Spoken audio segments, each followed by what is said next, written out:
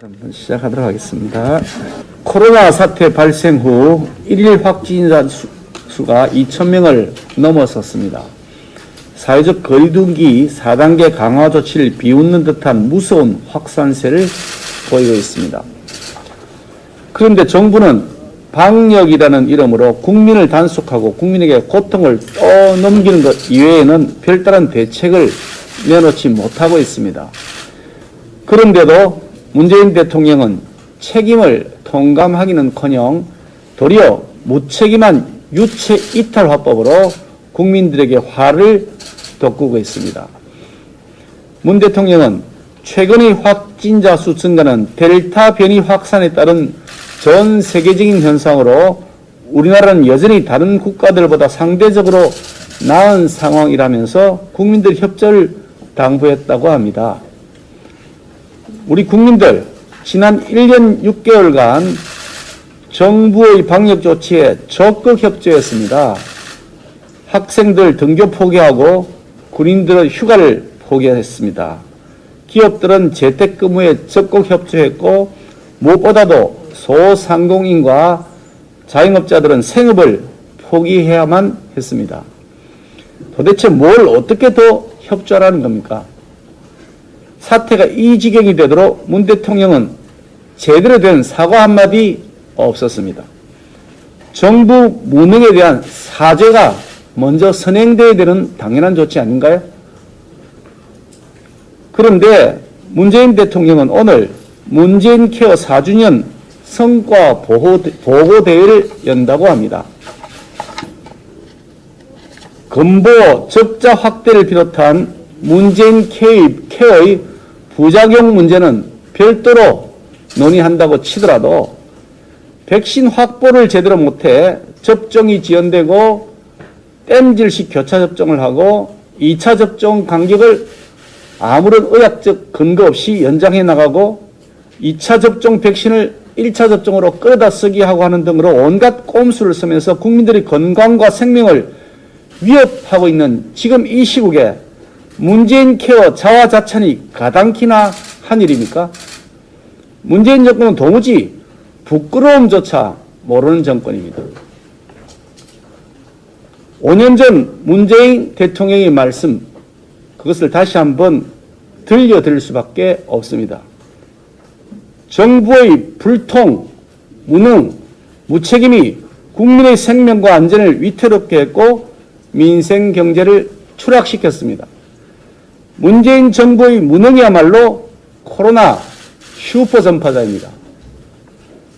메르스 사태와 비견될 수 없는 이 코로나로 인한 엄청난 국민적 피해에 대하여 대통령은 자신이 스스로 했던 말 이제는 그대로 돌려드릴 수밖에 없는 상황입니다. 제발 상식 좀 회복하시고 국민들에게 정중하게 사과하시고 있는 그들의 현실을 설명하고 국민들의 양해를 구하는 것이 당연한 도리일 것입니다.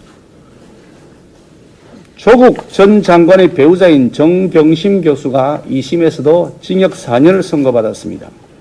특히 조국 전 장관의 딸과 관련된 입시 비리 문제는 모두 유죄를 선고받았습니다.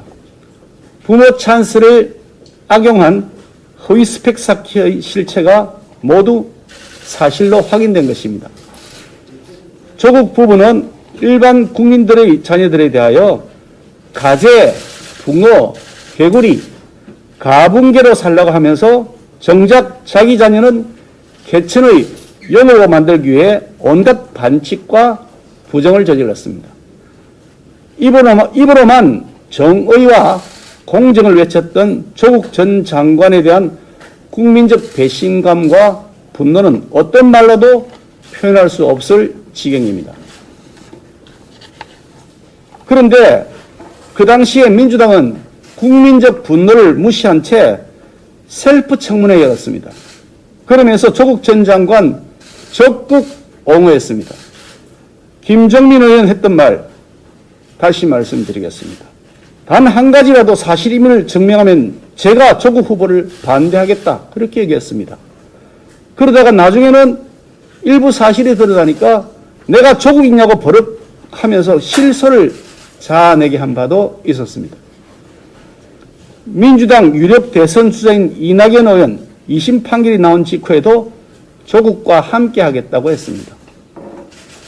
강성 친문 표시만 의식해서 상식이 있는 국민들, 특히 공정과 정의가 바로 서기를 바라는 우리 청년들을 모욕하는 처사입니다. 송영길 대표 조국 사태에 대한 사과를 했다고 합니다만 결국 알고 보니 무늬만 있는 가짜 사과였습니다. 내로남불은 이 정권의 대표 라벨로 확고히 자리 잡았습니다. 내로남불에서 벗어나기는커녕 더 강화되고 있는 것이 확인되고 있습니다. 이 정권 특유의 가짜 DNA는 정부 여당 곳곳에 독버섯처럼 퍼져 있습니다. 가짜 스펙으로 만들어진 가짜 학력, 가짜 면허, 가짜 인생, 이제 바로잡아야 합니다. 고려대, 부산대, 더 이상 정권 눈치 보지 마시고 부정 입학에 따른 후속 조치 서둘러야 마땅합니다. 이제라도 우리 청년들에게 공정과 정의가 살아있다는 사실을 보여줘야 할 것입니다. 그것이 학자로서의 당연한 기본적 양심입니다. 이 정권 권력자들의 그 더러운 입으로 더 이상 정의라니 공정이라니 하는 단어를 감히 입에 올리지 마시기를 권고합니다.